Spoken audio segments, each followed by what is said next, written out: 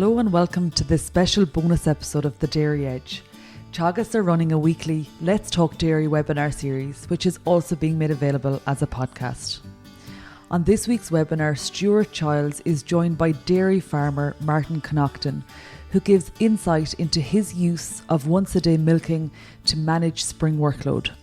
Okay, good morning, ladies and gentlemen, and welcome to this week's Let's Talk Dairy. So this week, I'm going to be talking a little bit about, mainly talking with Martin Connaughton in Newtown Cashel in County Longford about milking once a day for the spring for a period just to manage workload. So I'm just going to briefly show a slide initially in relation to work that was completed by Emer Kennedy in relation to milking once a day. So I'll just share this here first, and then we'll start having a chat with Martin at that stage. So thanks, Martin, for coming on today. Appreciate you coming on. So milking once a day to manage spring workload. So we did a little bit on Martin's namesake, Eamon Connaughton, who's milking full-time once a day in January as part of the once a day conference. But there's also work being done here in Moorepark in relation to once a day in the early lactation stage and also late lactation and the impact that has on overall production, etc. But it's all been driven by a workload management piece. So this is just a summary slide from Emer's work in relation to the once a day.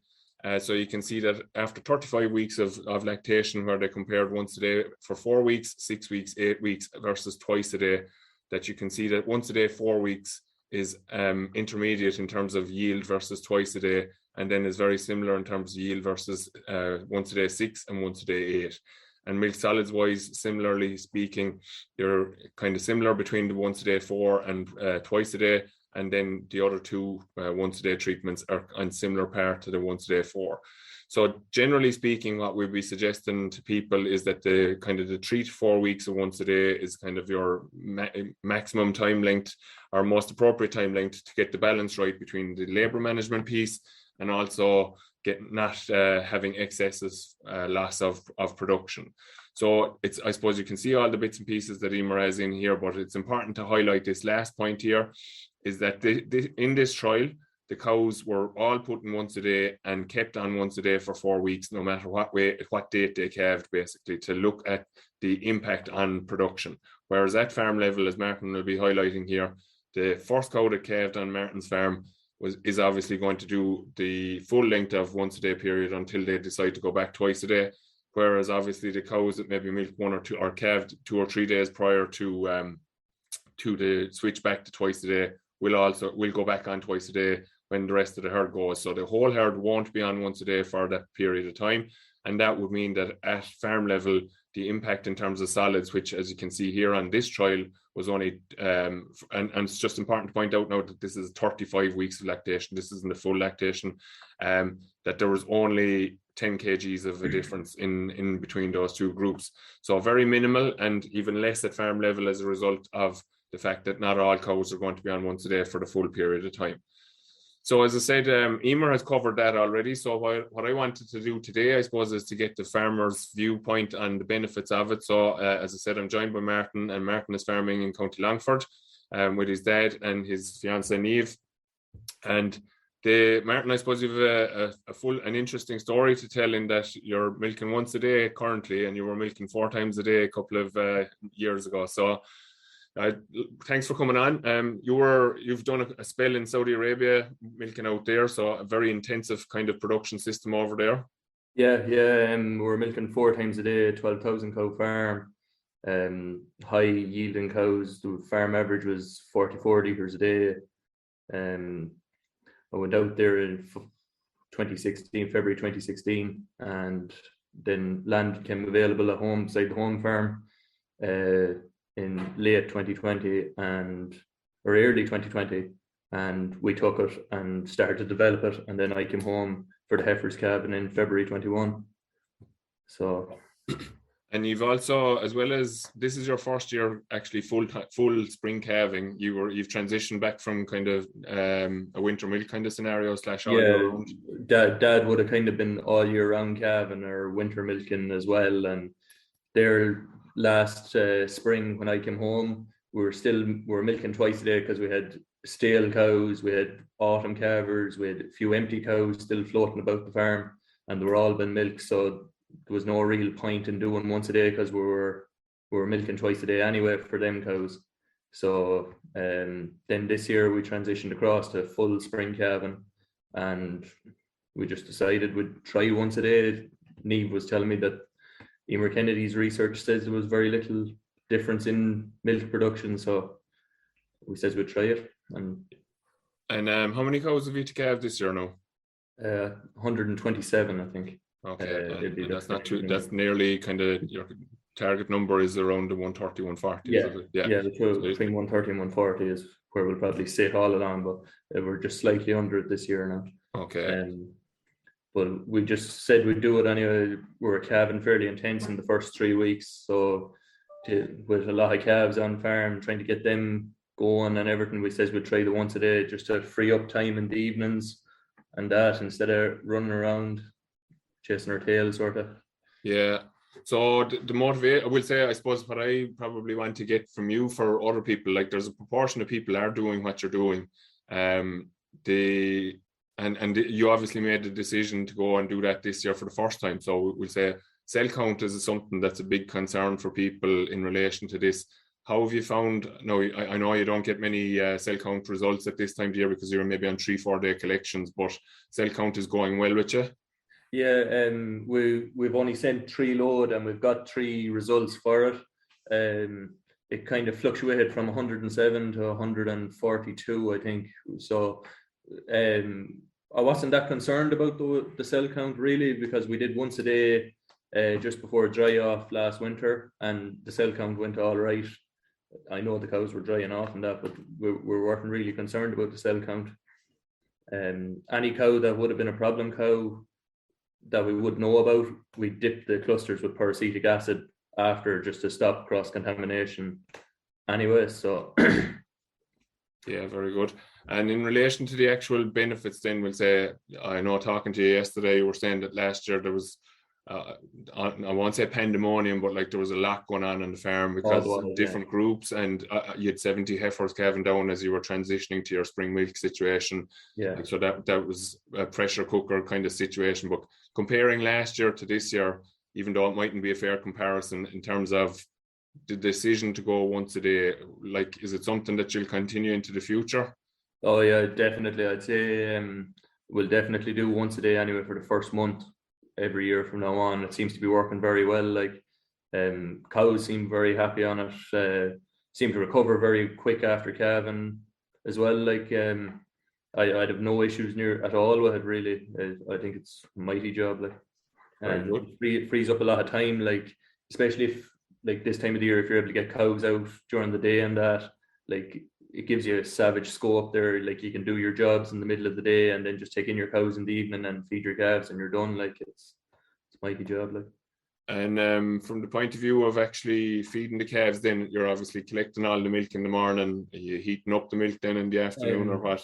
Yeah, the heifer calves are kept on milk for the first 4 or 5 days, or the dairy heifers, and then they're put on the milk replacer, so they can kind of be fed at any stage. And then any antibiotic milk or high cell count milk or whatever, that's collected and we keep it there, and we have a milk heater then, and we feed that to bull calves, and we do that. If we have enough, then we'll have to put a batch on milk replacer as well, like, but try and keep them on whole milk if we can, bulls. And you were saying as well there that you'll do it for a month. Are you going to be very fixed in that, or will you be flexible in terms of when you return to the twice a day?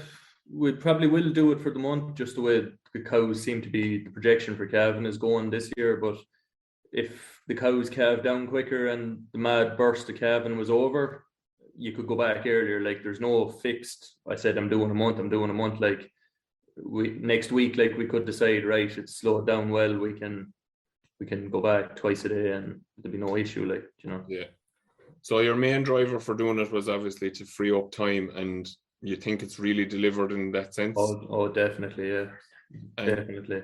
And from the point of view of, we'll say your dad and yourself are there together, obviously, like, so some people might say, wasn't there plenty of help in the yard? Like, why bother with it? Like, but do you think there are added benefits to it then around the labour? Like you said, the cows have settled quite well into it. Yeah, there is, yeah. Like you would manage like milking them twice a day too, but there's extra stress with that. Like if you have a bad day with calves, not drinking and that, like you get wound up fairly quick. But like no, I don't know. He would have been kind of old school. You milk twice a day, 12-hour intervals, and when we said it to him, we'd try it. He was all for it, and we tried it, and he sees benefits to it, like as well. He's not wishing like we didn't do it, and he's happy enough with it, like. Yeah, it's just like what's your expected 6-week calving rate, roughly speaking, like for the coming year, for this year? 81%, I think. 81%, so that's a lot of, like, you've got 90, and a lot of, half of that is coming probably in the first 3 weeks anyway, so, or more. Yeah. So you're busy with calves at the minute anyway as well, like. Oh yeah. I think there's over 70 calves there now at the minute, so it's hectic enough. But the pressure kind of goes off when the calves get a couple of days old with them. Like once they get strong enough that they can go on a milk bar feeder, it's just kind of feed them. Then there's no real standing over them making sure they're drinking. You can just kind of watch them at a distance, or if you know what I mean. Yeah. But it gives you more, once a day gives you more time and that kind of fine tune cow health and make sure your calves are right, like, and bed and sheds, and I don't know, you're not under any major pressure. Like it frees your day up completely, that you can focus on other jobs, like. And just you said about the grass management side of things there as well. Now, are you out day and night, or are you just out by day? Yeah, we went out day from the 1st of February, and we were only in one wet day since. We tried letting them out one night, but it worked grand, yeah. But the weather has been kind of catchy at night with us, so we just keep it simple. Just give them half their allocation and silage in the shed, and let them out the next morning then for a couple of hours. Yeah, because you've probably been getting more rain actually up in the west than we've been getting down here so far anyway. Yeah, I don't know. The weather has just been funny. Like it's been kind of stormy, windy, rainy sort of weather, and a good deal cooler than Saudi as well, I'd say. You'd want the coat, all right. I suppose one of the concerns that people often have in relation to it is, we'll say, cows leaking milk onto the cubicles and stuff like that. Is that something that you've seen, and we'll say, what way do you feel about it, like? Well, yeah, there is that going on. Like when the cows are in at night, like when you go down to the shed to take them out in the morning, like you will see, like especially the earliest calving ones, they'll be well full of milk, like they'll be starting to run the milk. But I wouldn't be overly concerned about it. Like, sure, if you were autumn calving and you had a high yielding herd, to be doing it too. Like when you go down in the middle of December, you'd have your cows leaking milk on the cubicles. We'd have a very young herd now too, with all the heifers that was calved this year and last year as well. So mastitis hasn't, touch wood, so far been a problem, so I wouldn't see it. Line the cubicles well and keep them clean, sort of. That'd be. Yeah, okay, very good. And as so you've 70 cows calved, and out of 127, we'll say, as I was saying there a minute ago, have you kind of thought about going back a bit sooner? Like I was saying to you yesterday, I've been talking to a number of other people that are practicing the once a day in early season, and they're just beginning to go back there now as well at the moment. Well, we were just looking at the calving projection last night on the herd app, and next week is a busy week again, so we'll get that one over us, and we might make a call on it then. But it kind of slows down well after, I think, next Thursday or Friday. So if you got a couple of days after that and the calves and that had settled in and been fed, you could switch back over handy enough, like. Yeah, so you're probably looking at the 1st of March, and yeah, we probably will end up that we'll just let it run to the 1st of March, and just for the first year, and see how we go. But as I say, at any stage you could just start the parlour in the evening. Like there's no fixed. You have to keep at it, like. Yeah. I suppose just to summarize it then, like, obviously kind of nothing to compare it with, maybe in terms of the potential losses of milk that people might be worried about. But it's obviously, as you said there, yourself and Eve have been looking at what Emer had done, and you were seeing that there was no major concern about it. No. Like you're very happy with the way the cows are yielding currently. Oh, definitely. And even like last year when we calved down the 70 heifers, we had a bit of a problem there after. Well, it wasn't really a problem either, but you know the way heifers wouldn't just drop milk for the first couple of milkings. When you put them on once a day, they seem to settle into it better. The milk letdown is a lot better with it.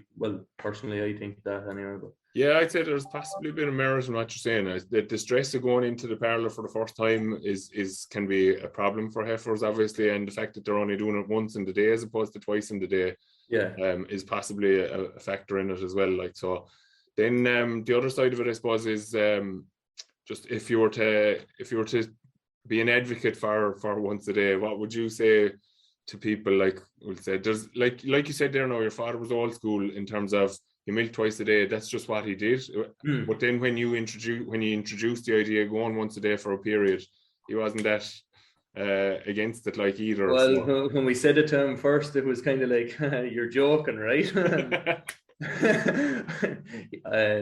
But see, he was calving all year round, and when we went fully spring calving this year, I suppose he got a bit of a land to how fast calves were dropping. Yeah. So it became more of a right, we'll do it sort of a situation.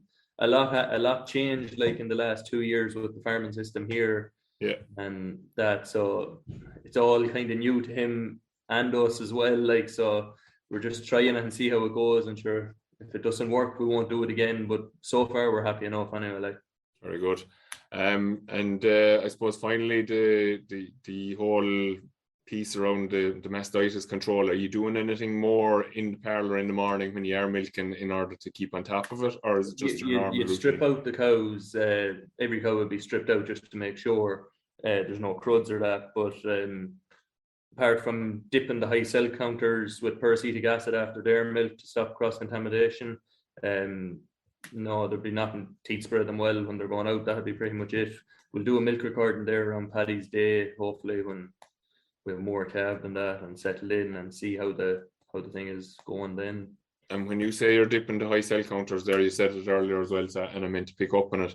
Are they just the cows that you had identified as high cell count last year until you get a cell count for them now? Yeah, there was cows in the herd like running at, it could be around 350 or that, and we tried treating them last year to get it to come down, but didn't come down anyway. And instead of culling them out of the herd, we just, when we milked them, we just cluster dip that cluster before moving on to the next one. And there's a tape, they're all taped in the parlour on their tail, so you can identify them quickly when they come in, like, blue tape, right, we have to dip her. And even last year, without the once a day, we were having a cell count problem kind of earlier on in the year. And when we started dipping the cows, within 2 months, it had dropped like from 200,000 back down under 100. Like, it was incredible the drop it took. Like, yeah, you'd cut the spread basically. Like, yeah. So you're just as a matter of routine at the moment. Any of those cows that were problems last year, they have the blue tape on their tail still, and you're still dipping them. Yeah. You're not doing anything with the CMT test paddle or anything as cows are calving or around the time of calving. Well, we bought the stuff for CMT testing, but hasn't just made its way out of the shade yet. Very good, but sure, I suppose in fairness with the cell count that you said there at the 107 or 108, like, it's not, you're obviously on top of things. And I think were you saying you did a bit of selective last year as well, did you? Yeah, we did selective dry cow therapy on basically anything that hadn't got mastitis and had 5 milk recordings of a cell count under 80,000. They all got sealer alone, and there was 20 odd ones of them done, I think. Okay. And some of them have calved already, and no issue with them doing no mastitis, like straight back into the tank. Like, it was very good. Great, like. And was that your first year trying it? Yeah, first year trying it. Yeah. Very good. Sure, with calving the 70 heifers, it was a good year to do it. Like, first lactation animals, we said we'd take the stab at it. The only thing that we did different was when the cows are dry, we limed and cleaned the cubicles twice a day. Okay. Like first thing in the morning, last thing at night. And whether that had any effect on it either, I don't know. But we just did it as a rule of thumb. and that was on selective. The cubicles are done twice a day with them when they were dry. Okay, very good. The whole way through, or just in the whole way through? The whole way through. Okay. The whole way through winter. Yeah. Okay. Very good. So I suppose, as I was kind of starting it there a minute ago, just in summary, if you were to kind of give a couple of sentences to people as to why they should consider once a day from your perspective, having done it so far for this year, what would you say? Well, sure, everyone is trying to calve tighter and tighter like now, and labour is becoming a serious issue on farm, and like it's grand been really, really busy and under pressure, but you have to have a life too, like especially if you're hiring labour, and they kind of like, if you're hiring labour, they don't want to be in the yard until 10 o'clock at night, like, Yeah. and like you have to be realistic about the thing too going forward. So the cow got a break, the man needs a break, sort of thing. And just out of interest in Martin as well, from the Saudi situation where you were doing the 4 times a day, like we'll say, obviously you had a big team of people that you were working with, or maybe managing even. Like you obviously got time off, like you weren't working 24 hours a day there, were you? The way it worked when you go to Saudi was you'd work 6 weeks on, and then you'd be flew home for a fortnight off. But when you were on the ground in Saudi, you're 6 weeks on. It was six weeks straight. Like you do your 7 days a week, 6 weeks. But the length of the day then was? Length of the day was 6 to 6, and some farms out there operated on a night shift thing where you do say a fortnight on night shift, and then you do the last month before you come home, you do it on day shift. But I was lucky enough now, the farm I was on, we just had day shift, started at 6 in the morning, finished at 6 in the evening. And unless now there was something big going on like vaccinations or whatever miscellaneous jobs, you'd like your time was set out fairly well, 6 to 6. Like the odd day you'd have your exception, like. Yeah, of course, yeah. And sure, look, that's the nature of farming. But I suppose the point is that the yard is more or less shutting down for well, okay, maybe there was other people working. Yeah, well, night shift kicked on after 6 o'clock, but it's a different scenario. But from an Irish context, like we should be targeting that. Why should it be any different for any other industry that you can be? Well, especially like when I wouldn't say we're losing any great litres or volume or that with what we're doing now at the minute, and I'd say when we do go back twice a day, the cows will kick over to fairly handy. Like might take a day or two of a transition, but I don't see us having a problem with it. Like again, Emer has highlighted that in her research as well, that it's almost immediate to return to twice a day. They go back on par with the other twice a day cows in the study that she has done. So a win-win situation. So in summary, basically, is I definitely recommend it now, but trying to convince some of the old schoolers it might be hard, like. But sure, I suppose it's just getting people to think about the idea even is part of it. And it's a very good point you make actually about if you had a winter milk herd, they're going to be leaking on cubicles as well, like even being milked twice a day, like. So so look, thanks very much, Martin, for coming on. I really appreciate you. I'll thank James Dunn and Niamh for sorting you out for me. I appreciate you very much taking time out. I know it's still busy in the morning time there between milking and getting calves fed. So thanks for coming on. No problem. I hope people got some benefit from hearing what you had to say. So thanks to everyone for tuning in today. We'll be back next week. We're going to do a little bit of a grazing update next week in terms of where we're sitting with grass at the moment. As Martin has said, their conditions are a little bit trickier. I suppose they were fantastic for January, a bit more tricky for the month of February. So where we're at with grass will be what we'll be looking at, and we'll talk to you next week. Thanks again, Martin. Really appreciate it. Thank you. That's all for this week's Let's Talk Dairy webinar series. And don't forget to look out for more bonus episodes each week. I'll be back with our usual Dairy Edge interview on Monday, so do listen in then. I'm Emma Louise Coffey, and thanks for listening.